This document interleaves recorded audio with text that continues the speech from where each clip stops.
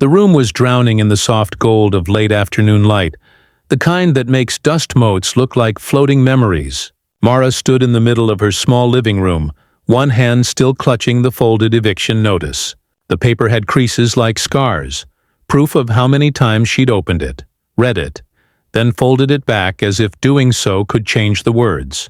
The cardboard box beside her was half full. Books with broken spines, an old clock that no longer worked, and a photo frame with a crack slicing through the smiling faces of her and Daniel, her ex-husband. She should have thrown that picture away a long time ago, but she never could. Maybe because of the woman in the photo, the one who still believed love meant forever. The sound of the front door opening snapped her from her thoughts. Mara turned sharply, heart skipping. Elena, her former mother-in-law, stood in the doorway, her silhouette framed by the fading light. She looked smaller than Mara remembered, still composed, still wearing that air of quiet control, but softer somehow. A duffel bag hung from her shoulder, the kind you take when you expect to bring things home. I just thought I should take the rest of it, Elena said after a moment, her tone gentle, almost apologetic. The shelves, the mirror, since you weren't using them. The words sank into Mara like cold water. She stared at the duffel bag, then back at Elena. You just came in? Elena hesitated, then stepped inside and closed the door behind her. The door was unlocked. It doesn't mean you can just walk in, Mara snapped before she could stop herself. The exhaustion of the last few days, packing, sorting, facing the idea of losing the only space that had felt like hers, boiled over. You don't live here anymore. Daniel doesn't. None of you do. Elena didn't flinch, didn't raise her voice. I didn't mean to intrude, Mara. You called me, remember? About the cracked sofa leg. You said you didn't have the right tools. Mara blinked. She had called her 2 days ago, in a moment of panic, maybe even loneliness. But she hadn't expected her to come now, and not like this. That was before, Mara said, her voice quieter, though the tension still coiled tight inside her. Before I got this. She held out the eviction notice. The paper trembled in her hand. The landlord's selling. I have to be out by next week. Elena stepped closer, her brows drawing together as she read the paper. Oh, Mara! I was packing your things, Mara interrupted, trying to sound brisk, detached.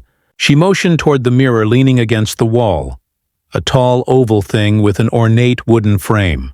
It had once hung in Elena's hallway, back when Mara and Daniel were married. I thought you'd want it back. For a moment, neither woman spoke. Outside, a bird chirped and then went silent.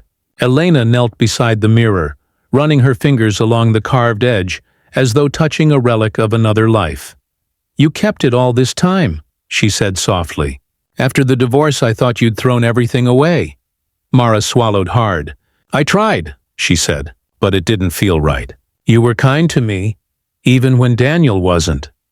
Elena's face shifted, a shadow of guilt flickering there. He was angry. We both said things we regret. Mara turned away, pressing her palm to her forehead. I don't want to talk about him. Not now. I just need to get through this week, find somewhere new, start over. The words cracked at the end. She hated that. She hated how fragile she sounded.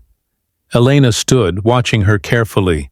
Then, without a word, she set the duffel bag down and began to fold the stray blanket draped across the armchair. Mara frowned. What are you doing? Helping, Elena said simply. You shouldn't do all this alone. I'm not, Mara started, but the protest died. The truth was, she was alone. Her friends had their own lives. Her parents were gone. And as much as she wanted to reject this gesture out of pride, she didn't have the strength. Elena continued folding quietly, moving with deliberate care, the way she used to when tidying up after family dinners years ago. The silence between them softened. I always liked this apartment, Elena said after a while. It felt warm, lived in, not like Daniel's new place. Everything there feels temporary. Mara gave a humorless laugh. Fitting. Elena looked at her then, and for a moment, the two women met eye to eye. Two people bound not by blood anymore, but by something that looked a lot like loss. You don't have to face this alone, Elena said finally. If you need somewhere to stay, No. The refusal came too fast, too sharp. Mara took a breath and gentled her tone. No, thank you. I'll figure it out. Elena nodded slowly, accepting the boundary. But her gaze lingered, full of unspoken concern. After a while, Mara sank down on the floor beside the box. Her fingers brushed the photo frame again, the one with the crack through it. She traced the fracture with her thumb. Do you ever wish, she murmured, not looking up, that you could go back and say one different thing, on one different day, and change everything? Elena didn't answer right away. She walked over, knelt beside her, and placed a hand over Mara's. Every day, she said softly, but sometimes what's broken isn't meant to be mended. It just needs to be carried with care. The words settled into the room like dust, quiet and real. Outside, the light began to fade. Inside, the mirror caught what little sunlight was left, scattering it in shards across the walls. And for the first time in a long time, Mara didn't feel completely hollow. The ache was still there, yes, but so was something gentler, something almost like peace. She looked at Elena and managed a small, tired smile. Maybe you can stay for tea, she said.